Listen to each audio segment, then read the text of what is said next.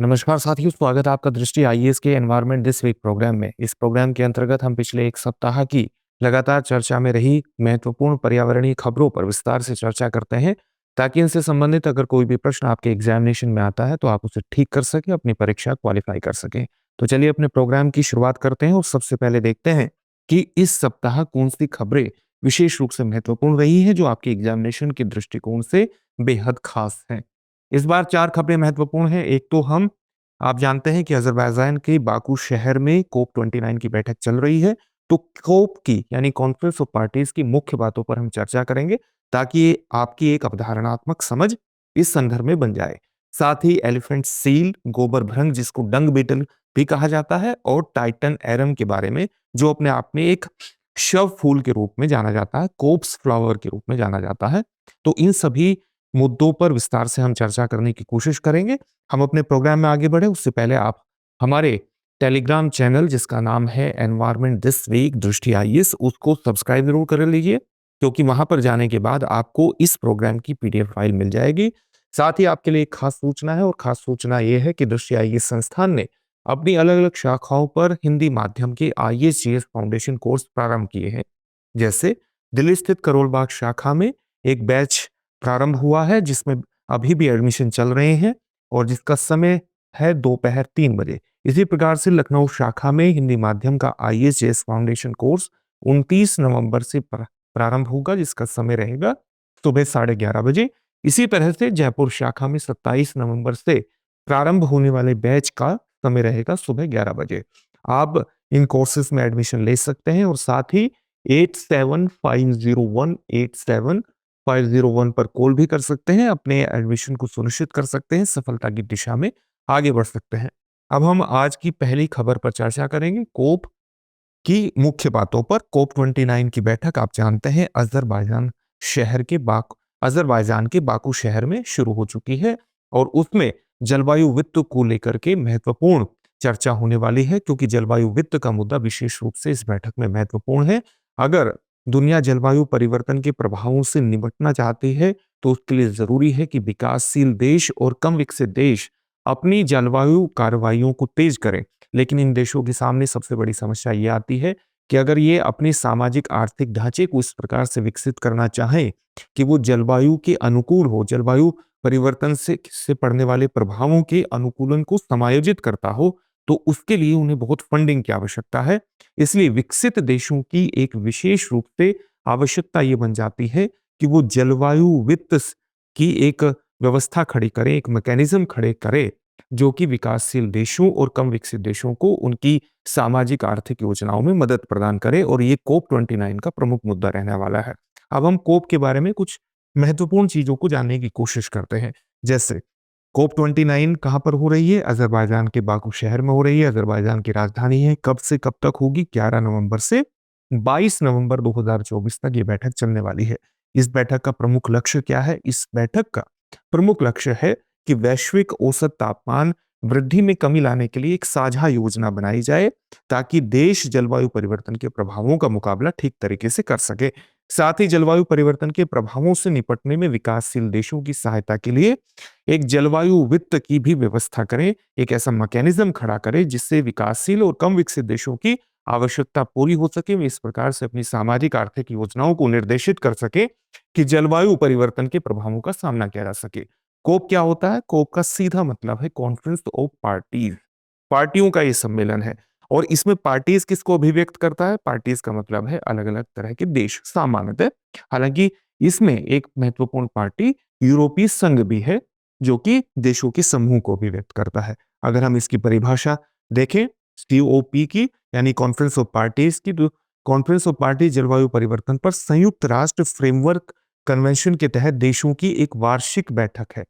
ये संयुक्त राष्ट्र जलवायु परिवर्तन पर संयुक्त राष्ट्र फ्रेमवर्क कन्वेंशन क्या है? इसको हम यूएनएफ ट्रिपल सी के नाम से भी जानते हैं, यानी United nation framework convention on climate change. ये व्यवस्था हमारे सामने कब आई थी? ये 1992 में रियो अर्थ समिट, जो पृथ्वी सम्मेलन ब्राजील के रियो डे जेनेरियो में हुआ था, उस दौरान यह व्यवस्था हमारे सामने आई थी, जिसमें पहचाना गया था कि विश्व की जो सबसे प्रमुख पर्यावरणीय समस्या है वो जलवायु परिवर्तन है, और इसलिए जलवायु परिवर्तन से निपटने के लिए सभी देशों की एक शिखर बैठक की व्यवस्था शुरू होनी चाहिए, जो व्यवस्था 1995 में जर्मनी से शुरू हुई, यानी कोप कॉन्फ्रेंस ऑफ पार्टीज की पहली बैठक जर्मनी में शुरू हुई। ये व्यवस्था अपनाई गई ताकि जलवायु परिवर्तन के प्रभावों से निपटा जा सके। इसकी प्रतिबद्धता क्या है, इसका कमिटमेंट क्या है? इसका कमिटमेंट यूएनएफसीसीसी का है कि ग्रीन हाउस गैसेस के उत्सर्जन को स्थिर किया जाए, स्टेबल किया जाए और जलवायु प्रणाली में उनके खतरनाक हस्तक्षेप पर प्रतिबंध लगाया जाए, उनको रोका जाए।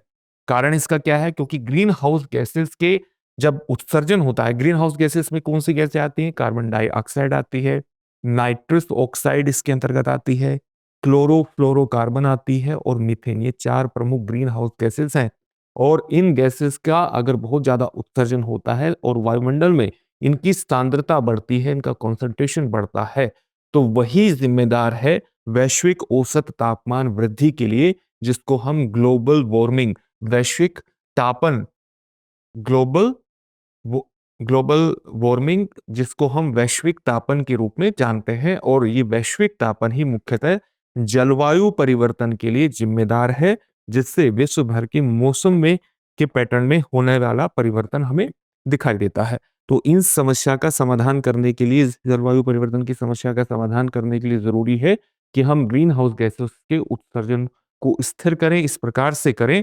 ताकि जितना उत्सर्जन हो रहा है हमारे वायुमंडल की या हमारी टेक्नोलॉजी की, उतनी ही क्षमता हो उसको अवशोषित करने की, उसके सिक्वेस्ट्रेशन की, जिस स्थिति को हम नेट जीरो के रूप में भी अभिव्यक्त करते हैं। इसलिए जलवायु बैठकों में से एक प्रमुख मुद्दा ये भी रहता है कि हम जल्द से जल्द नेट जीरो के लक्ष्य को हासिल करें, अलग अलग देश नेट जीरो के लक्ष्य को अपनाएं।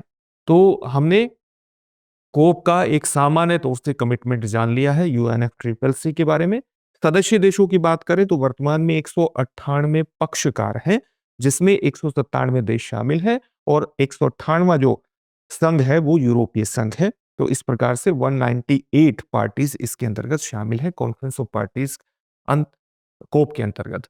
अगर हम कोप के इतिहास के कुछ मील के पत्थरों को शामिल करें कि कौन सी बैठक में सबसे महत्वपूर्ण निर्णय लिए गए हैं, तो कई बैठकें विशेष रूप से महत्वपूर्ण हो जाती है और उसमें सबसे पहली बैठक है कोप 3, जो कि जापान के क्योटो शहर में हुई थी और उसमें महत्वपूर्ण प्रतिबद्धता अपनाई गई थी। औद्योगिक देशों को उत्सर्जन कम करने के लिए क्योटो प्रोटोकॉल के अंतर्गत बाध्य किया गया था। इसी प्रकार से कॉन्फ्रेंस ऑफ पार्टीज 15 की बैठक जो 2009 में कोपेनहेगन में हुई थी, उसके अंतर्गत भी क्योटो प्रोटोकॉल के स्थान पर एक नई संधि स्थापित करने का असफल प्रयास किया गया था। लेकिन ये प्रयास अपने आप में बेहद खास थे क्योंकि इन्होंने आगे की पृष्ठभूमि का निर्माण किया, आगे की संधियों की पृष्ठभूमि का निर्माण किया, जिससे वर्ष 2015 में कोप 21 बैठक जो कि पेरिस में हुई थी हमारे सामने, पेरिस बैठक के दौरान एक पेरिस समझौता सामने आता है, जिसके अंतर्गत एक प्रमुख लक्ष्य का अपनाया गया कि वैश्विक औसत तापमान वृद्धि को 2 डिग्री सेल्सियस से नीचे और अधिमानतः यानी प्रमुख तौर से 1.5 डिग्री सेल्सियस तक सीमित करने का प्रयास किया जाना चाहिए। और इस पर अलग अलग देशों ने एक तरह से हस्ताक्षर किए और इसे कानूनी रूप से बाध्यकारी लक्ष्य के रूप में निर्धारित करने का प्रयास किया गया। इसके अलावा जो वर्ष 2021 में कोप 26 की बैठक ग्लासगो में हुई, वो भी बेहद महत्वपूर्ण थी क्योंकि इसमें ग्लासगो संधि प्रस्तुत की गई और इसके अंतर्गत कोयले के उपयोग को चरणबद्ध तरीके से समाप्त करने या चरणबद्ध तरीके से कम करने और साथ ही जीवाश्म ईंधन सब्सिडी को कम करने की प्रतिबद्धताओं को उल्लेखित किया गया, उसको शामिल किया गया।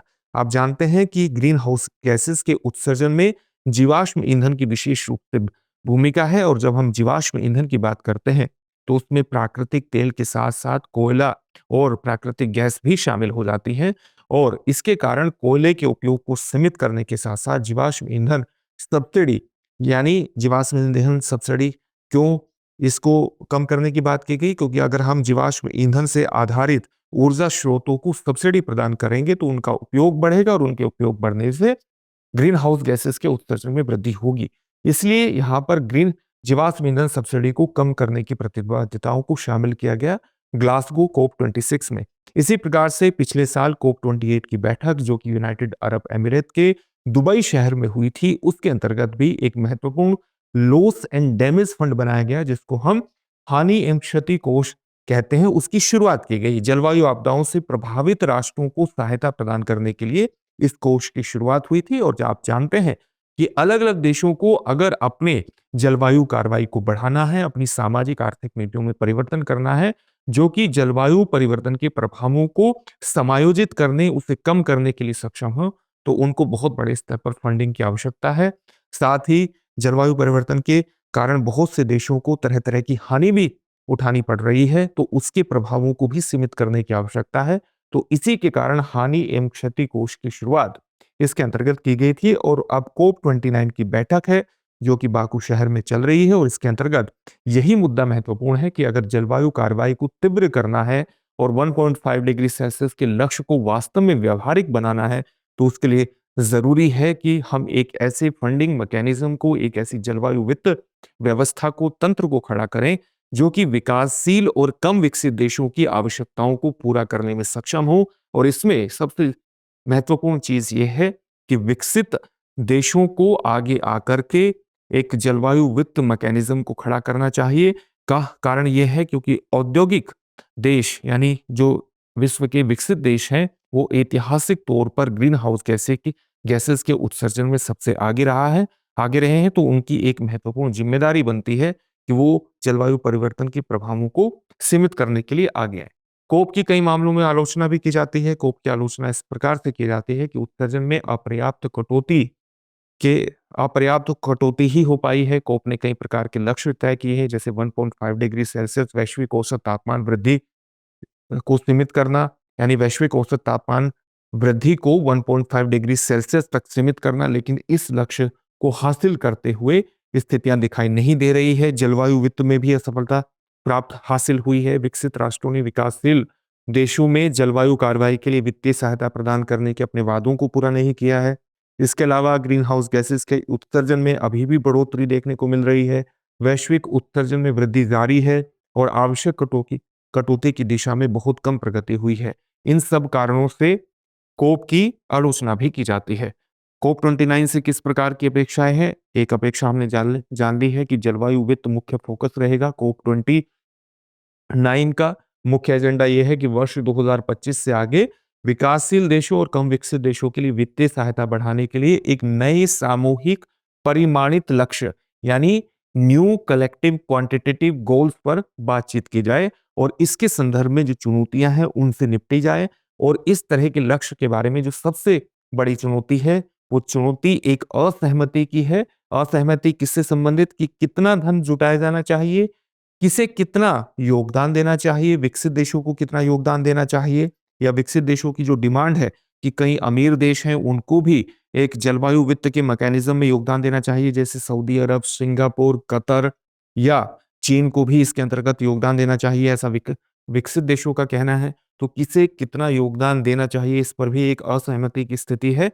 और ये जो धनराशि बनेगी, ये जलवायु वित्त कोष बनेगा, इस धनराशि से क्या क्या कवर होना चाहिए, वे कौन कौन से एरियाज हैं जो कवर किए जा सकते हैं, इस पर भी एक असहमति की स्थिति है। कोप 29 से अपेक्षा की जा रही है कि इन असहमति के मुद्दों का समाधान वो करेगा।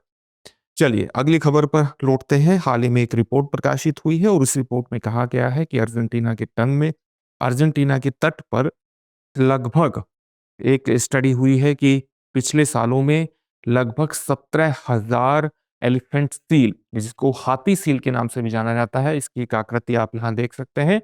17,000 एलिफेंट सील की मौत हुई है एवियन इन्फ्लुएंजा के कारण। और इसके कारण ही ये टॉपिक चर्चा में आ जाता है कि हम एलिफेंट सील या हाथी सील के बारे में कुछ महत्वपूर्ण तथ्यों को जान लें। एक सामान्य तस्वीर आप इसकी यहाँ देख सकते हैं। एलिफेंट सील आप देख सकते हैं कि किस प्रकार से ये एलिफेंट की तरह दिखाई देता है। एक समुद्री जीव है और तटों पर आप इसको देख सकते हैं। इसकी दो प्रजातियां मुख्य रूप से महत्वपूर्ण है। एक उत्तरी हाथी सील यानी नॉर्दर्न एलिफेंट सील, और एक है दक्षिणी हाथी सील यानी सदर्न एलिफेंट सील। उत्तरी हाथी सील को का जो वैज्ञानिक नाम है वो मिरोंगा एंगस्टीरोस्ट्रिस है। और साथ ही ये कहां पर पाई जाती है, कैलिफोर्निया और बाजा कैलिफोर्निया के तटों पर सामान्य तौर से देखा जाता है। कैलिफोर्निया तो आप जानते हैं अमेरिका का एक महत्वपूर्ण स्टेट है। बाजा कैलिफोर्निया कहाँ है? अमेरिका के कैलिफोर्निया स्टेट के ठीक नीचे मेक्सिको का नॉर्थ वेस्टर्न स्टेट है जिसको हम बाजा कैलिफोर्निया के नाम से जानते हैं, और इसकी अवस्थिति ये अमेरिका का कैलिफोर्निया स्टेट है, और ये मेक्सिको का बाजा कैलिफोर्निया स्टेट है, और यहाँ पर उत्तरी हाथी सील जो प्रजाति है वो पाई जाती है। इसी प्रकार से दक्षिणी हाथी सील जो प्रजाति है वो उप अंटार्कटिक क्षेत्रों में पाई जाती है।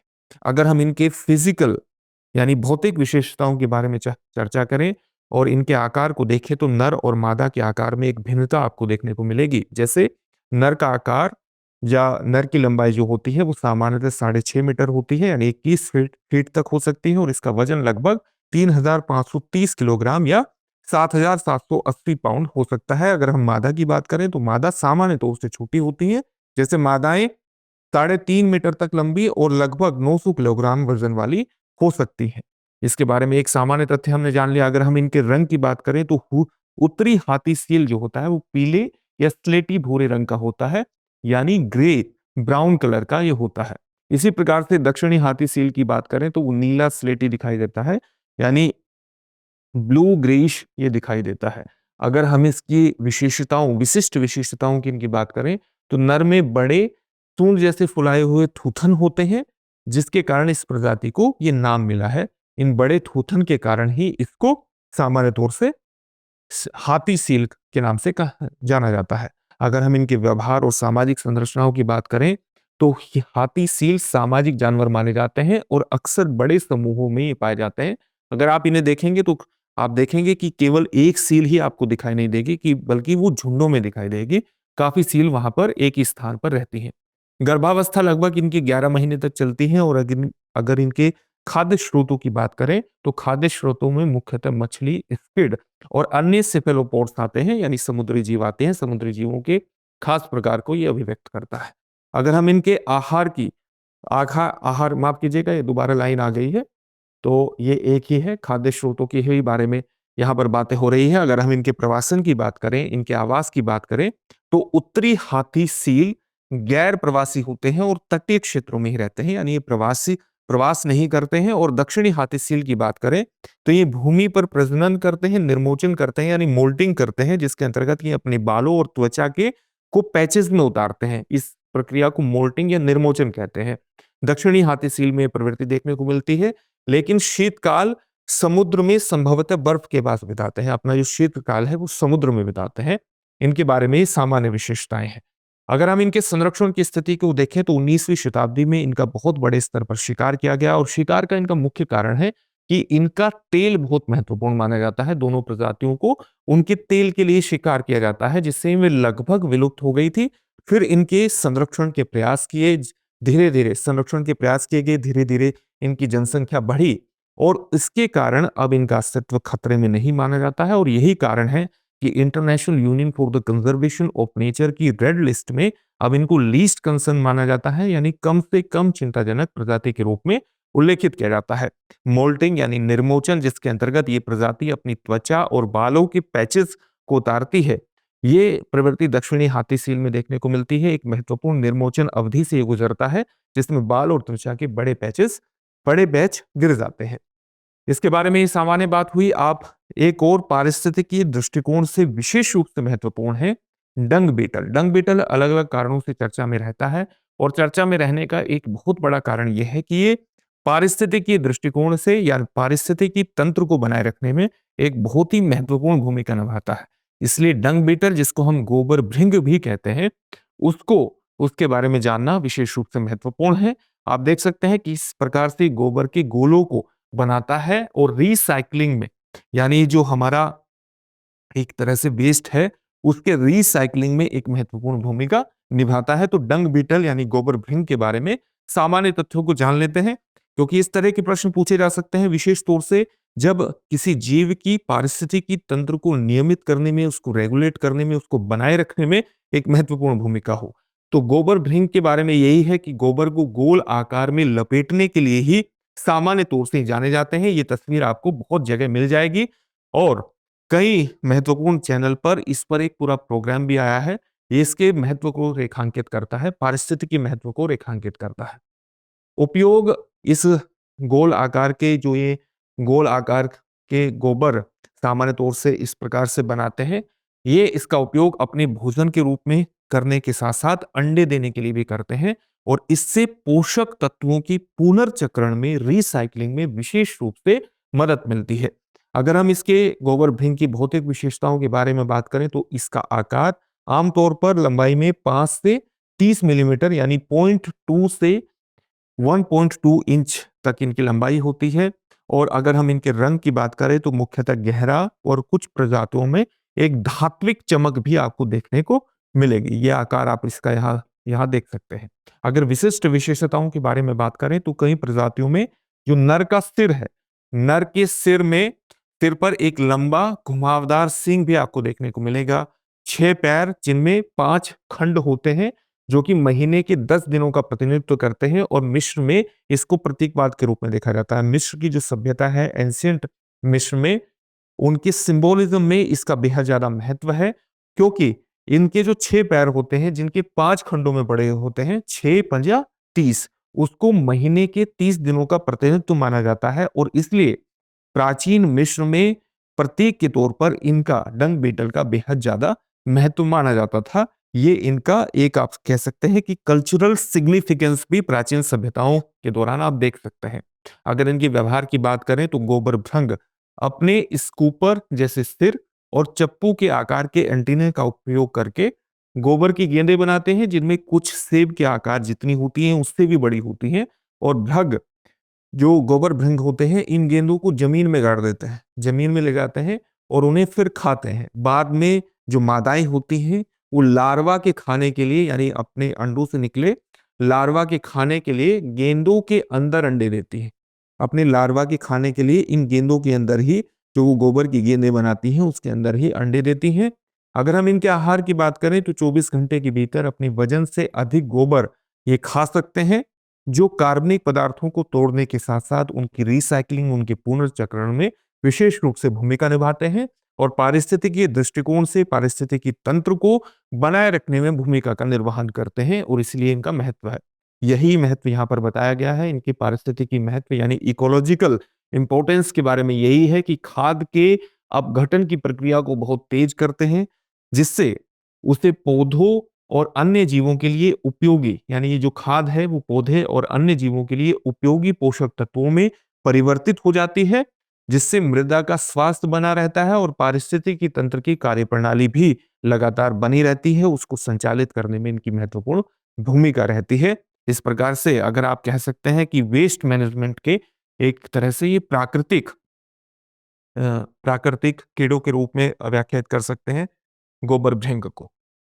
टाइटन एरम एक और खबर है जो लगातार चर्चा में रही। टाइटन एरम को कोप्स फ्लावर के रूप में भी जाना जाता है। चर्चा में क्यों रही?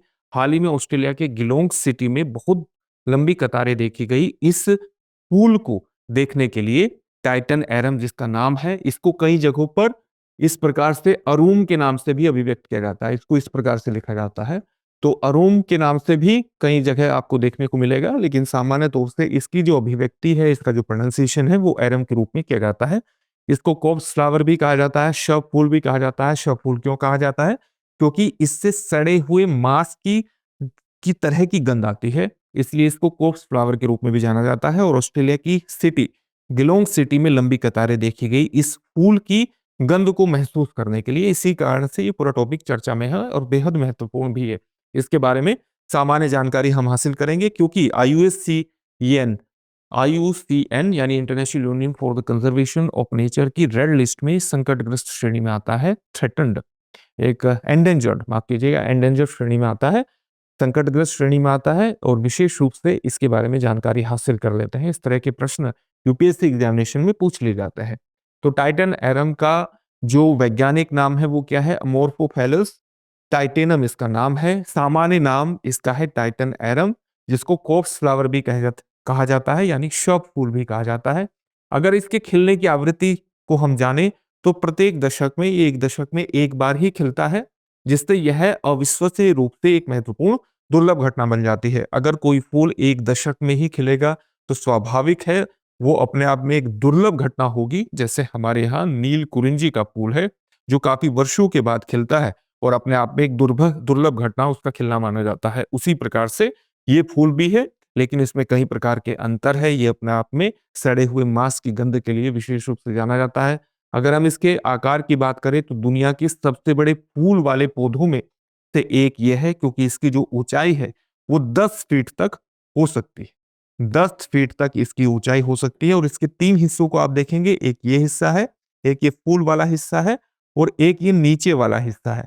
तो इसके बारे में, इन तीनों के हिस्सों के बारे में ही हम जानकारी हासिल करेंगे, जो इनके भौतिक विवरण के अंतर्गत आता है, यानी शारीरिक विवरण यानी भौतिक विवरण के अंतर्गत आता है।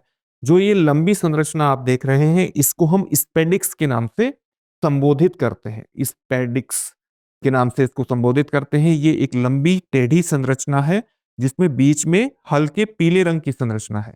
तो इसका रंग क्या है? हल्के पीले रंग की संरचना है। इसके अलावा जो आप ये संरचना देख रहे हैं, फूलनुमा संरचना, इसको हम स्पैथ के नाम से संबोधित करते हैं।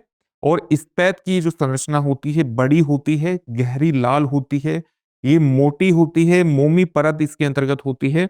आप देख सकते हैं कि किस प्रकार से मोमी परत आपको देखने को मिलेगी। और पंखुड़ी जैसी संरचना जो इस पंखुड़ी भी इसमें होती है और इसमें जो स्पेडिक्स को चारों तरफ से घेरे रहती है। तो इस फूल की ये महत्वपूर्ण विशेषताएं हैं। अपनी असामान्य गंध के लिए जाना जाता है। बहुत फूल से बहुत तेज सड़ते हुए मांस जैसी गंध आती है, जैसे कि मृत शरीर से गंध आ रही हो या पसीने से भीगे हुए मोजे की तरह गंध आ रही हो। ये गंध 24 से 48 घंटों तक रहती है और इस गंध का भी इस फूल के अंतर्गत एक विशेष पर्पज रहता है, एक उद्देश्य रहता है। वो पर्पज क्या है? ये दुर्गंध सड़े हुए मांस जैसी होती है, जिससे मांसाहारी मक्खियां या जो मधुमक्खियां होती हैं वो परागणकर्ता, जैसे परागणकर्ताओं को ये गंध आकर्षित करती है, जैसे पोलिनेटर्स को आकर्षित करती है जो सड़ते हुए पदार्थों पर भोजन करते हैं। तो पोलिनेटर्स को आकर्षित करने के अंतर्गत ये गंध विशेष रूप से महत्वपूर्ण है, जो कि परागण की प्रक्रिया में विशेष भूमिका निभाते हैं और उससे प्रजनन की प्रक्रिया आगे बढ़ती है। क्योंकि आप जानते हैं कि जो परागण करता है वो प्रजनन की प्रक्रिया को फूलों के अंतर्गत आगे बढ़ाने में विशिष्ट भूमिका निभाते हैं। तो परागण प्रक्रिया को भी जान लेते हैं। जो मांसाहारी मधुमक्खियां और मक्खियां होती हैं वो गंध की ओर आकर्षित होती हैं, क्योंकि उन्हें लगता है कि उन्हें भोजन का कोई ना कोई स्रोत मिल गया है। वे सड़ते हुए मांस की तलाश में फूल में प्रवेश करती है, लेकिन खाली हाथ लौटती हैं और अपने साथ पराग को ले जाती हैं। पराग कहाँ पर स्थित होता है? पोलन कहाँ पर स्थित होता है? परागकोश में स्थित होता है, जो कि पौधों के अंतर्गत प्रजनन में विशिष्ट भूमिका का निर्वहन करता है और परागण की प्रक्रिया को सुविधाजनक बनाता है। इसमें हीट जनरेशन भी होता है, ऊष्मा उत्पादन भी होता है, क्योंकि स्पेडिक्स जो कि लंबी संरचना होती है, स्पेडिक्स गर्म होकर सड़ते हुए शरीर की तरह ऊष्मा ऊष्मा का सृजन करता है, जिससे परागण जो करता है, जो परागणकों के प्रति आकर्षण बढ़ता है, जिससे परागणकर्ता का आकर्षण बढ़ता है।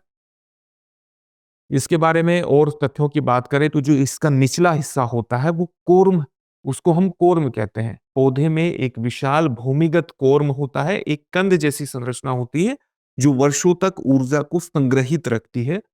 कोर्म का जो वजन होता है वो लगभग 55 किलोग्राम हो सकता है और इसे वनस्पति जगत में सबसे भारी माना जाता है। कोर्म की संरचना को भी देख लेते हैं कि कोर्म कहाँ पर है।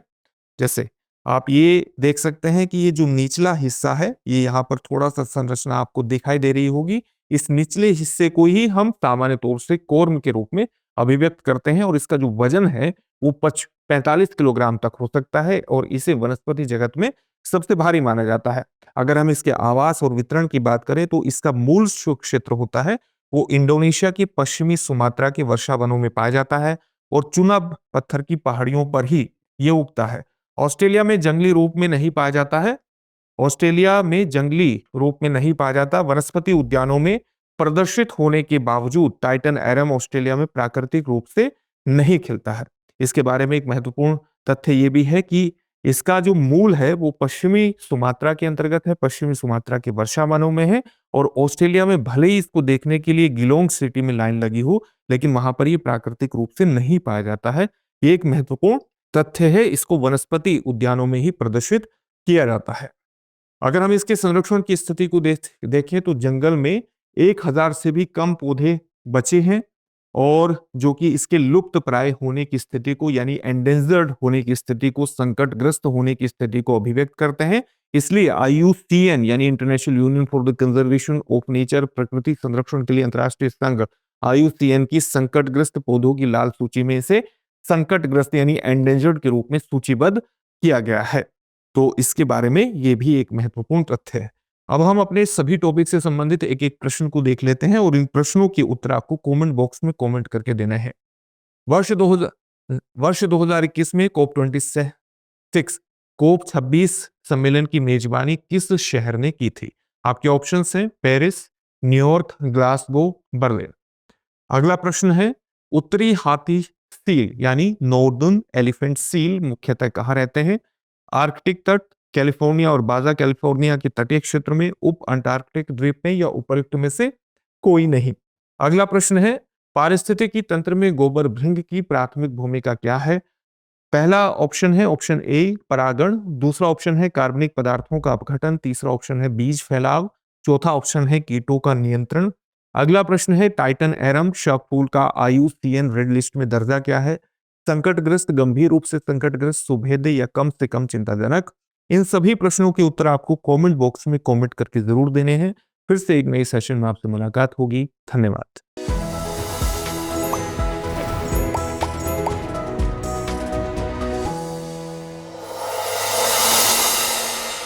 डियर व्यूअर्स, अपने एग्जाम की तैयारी को और बेहतर करने के लिए हमारे चैनल को लाइक, शेयर और सब्सक्राइब करना न भूलें।